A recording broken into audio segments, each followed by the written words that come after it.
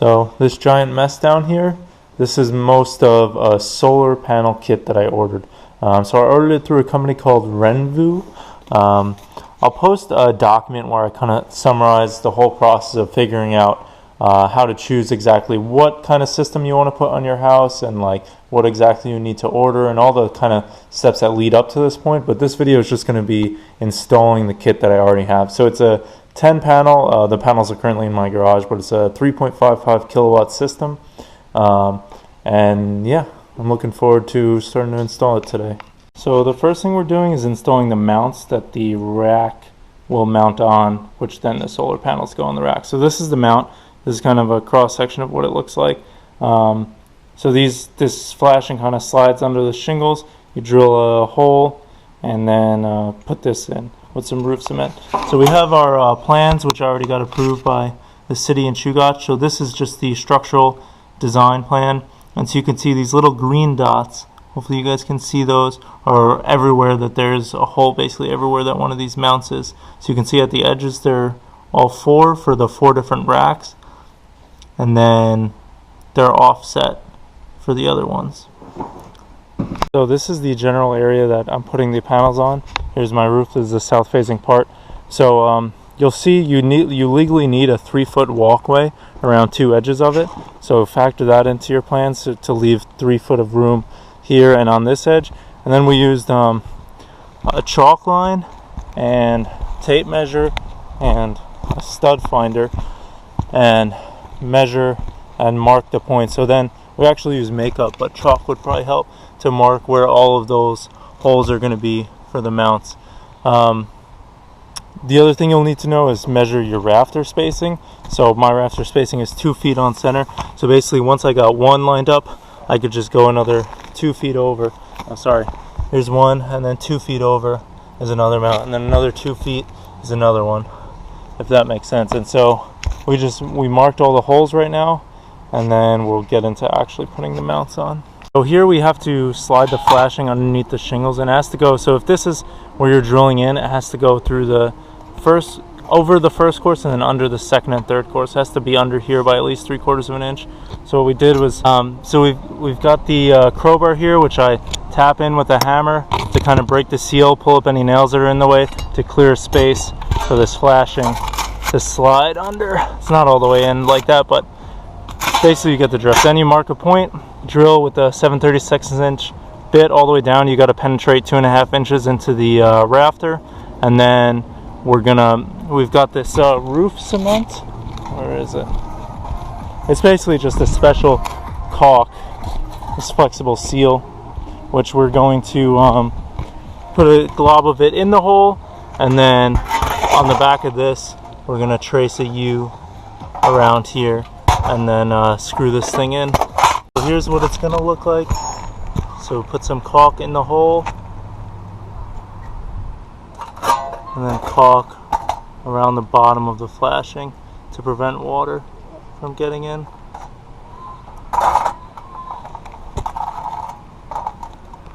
So then you put the little rubber bushing in, and then the L-foot, and then the washer, and we're just going to drill it in. It's a 1/2 inch, and then we'll torque them all down later once we get the rails on.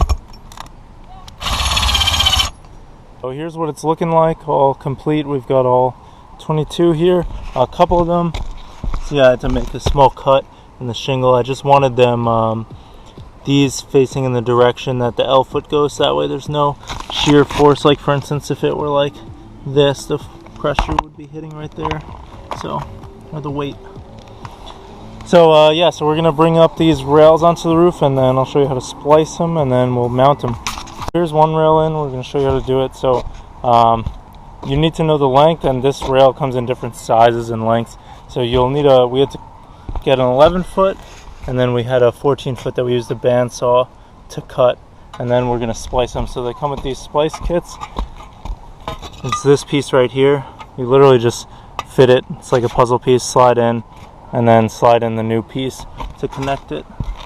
And then as far as tightening these down, you just go until this doesn't spin anymore. And then the rail comes with these little T-bolts here, right? And you put this in, it would go something like that, and then you tighten it down to 204 inch-pounds. And then, yeah, it's looking pretty good. First rail in. So we've got the racks fully installed, or the rails, whatever you want to call them. So the kit, I'm pretty sure you only need one grounding lug per row of panels, but the kit came with 4, so I'm putting one on the end of each of these.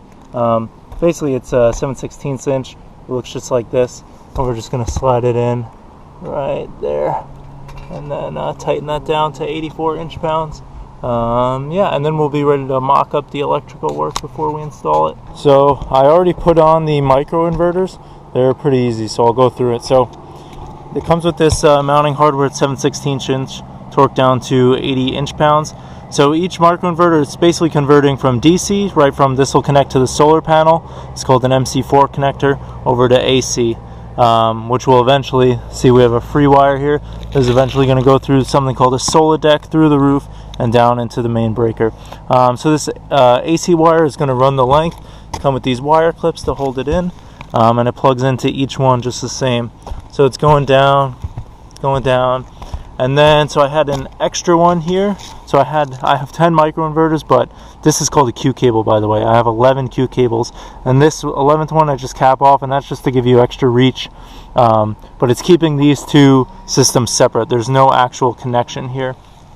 So then here's the other, and so here's my other row of 5 panels, and then again another wire, which we're gonna have to splice in some more THHN wire to run down to the solar deck.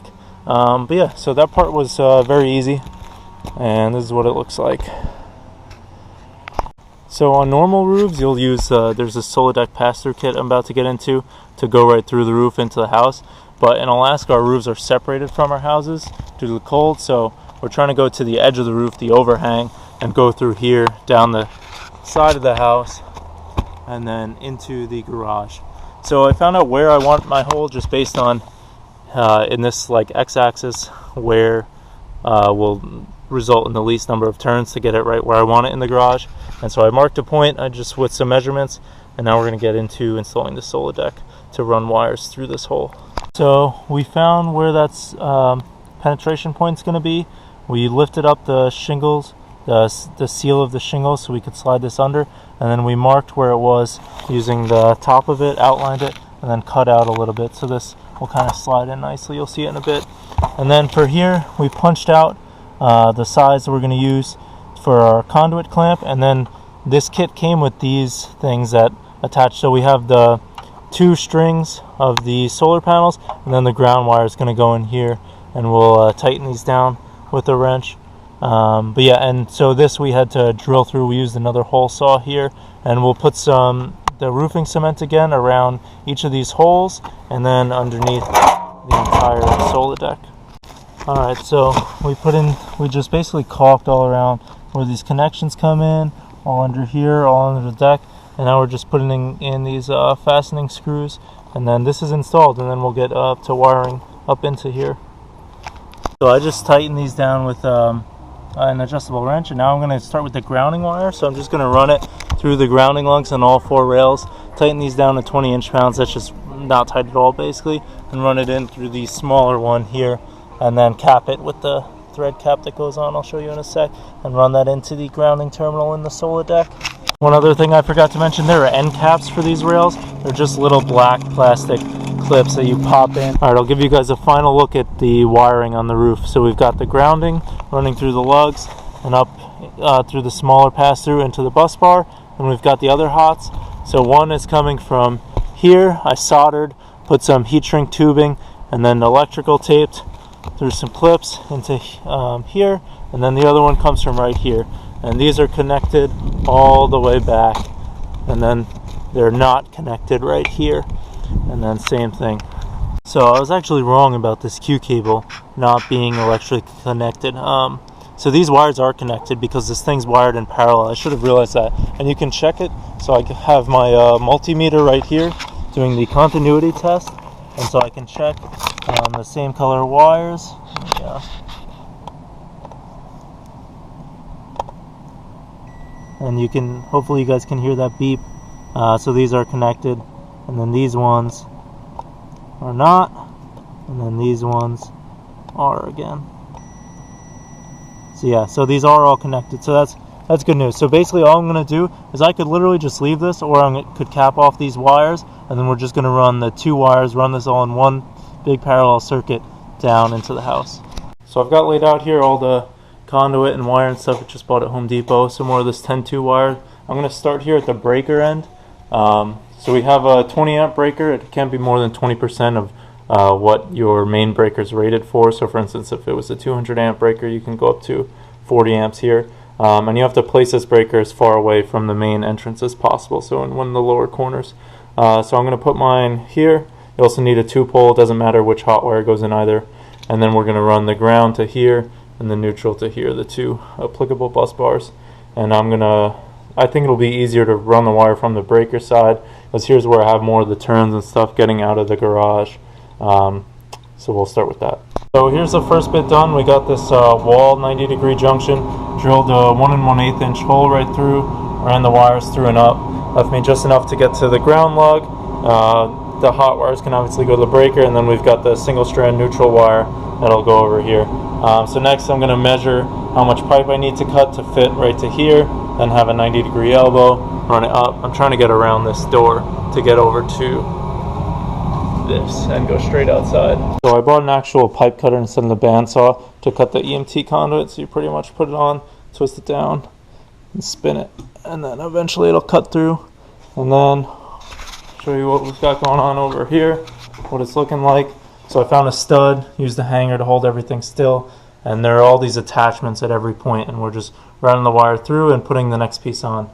So when we cut the 9 inches of pipe here, then we're going to cut 39 inches to get up there, etc.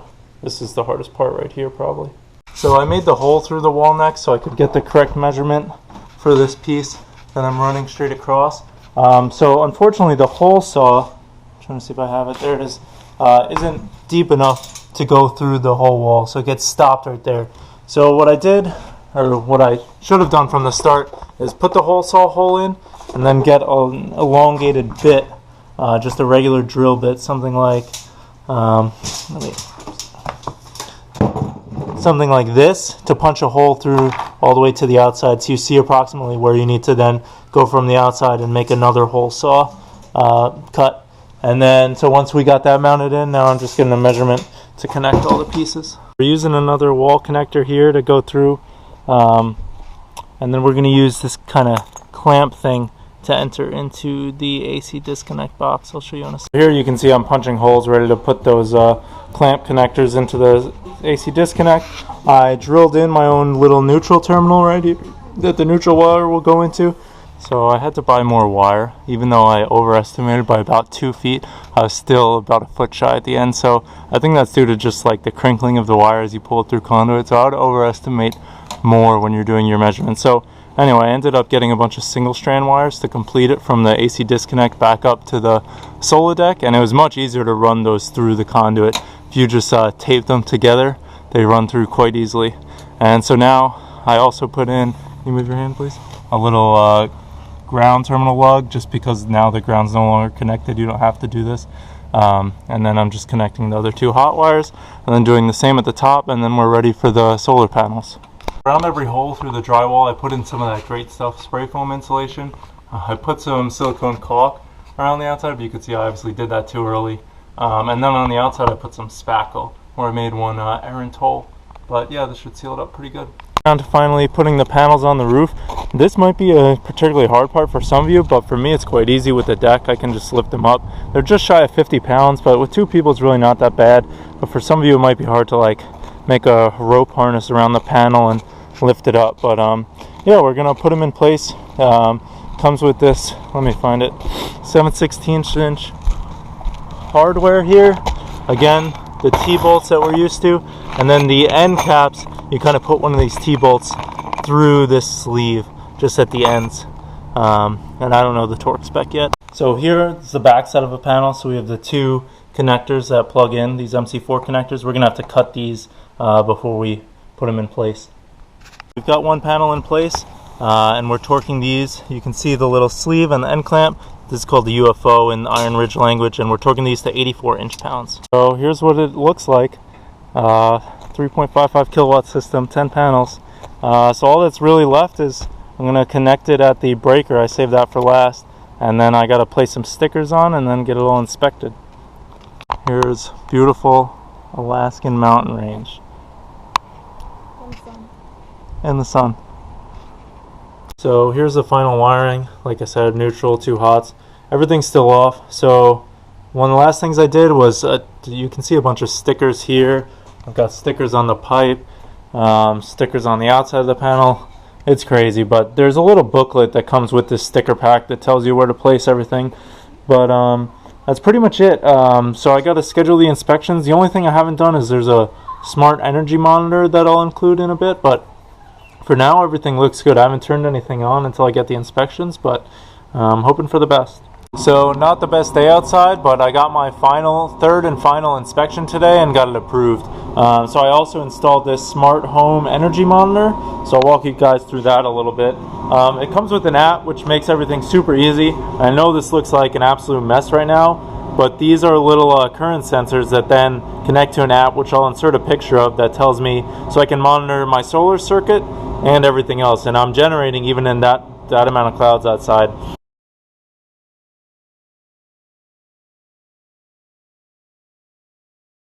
Two other notes from the inspections. One, on my 10-2 wire, there's one white that I wasn't using as a neutral, so the guy just had me either wrap electrical tape or Sharpie to make it black.